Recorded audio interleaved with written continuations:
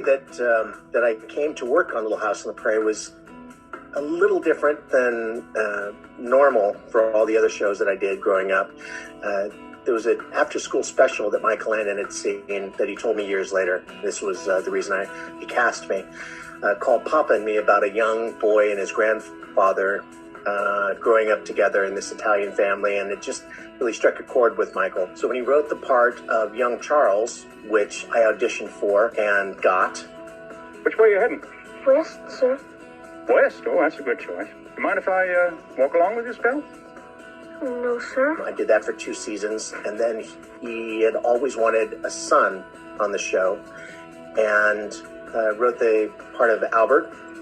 Because I had already been part of the show for a couple of seasons, he asked if I'd like to do it. I jumped at the chance. I couldn't believe how lucky I was that he would offer something like that.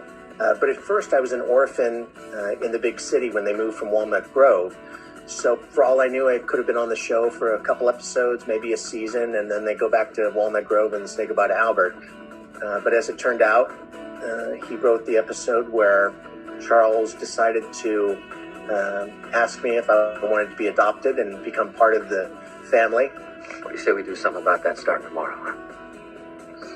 And when we did eventually move back to Walnut Grove, I moved back as his son. I think it was a wonderful thing to show kids watching. I myself was adopted, for people that didn't know that. So that was kind of a special personal moment for me, being adopted on the show in the same way that my loving parents adopted me in real life.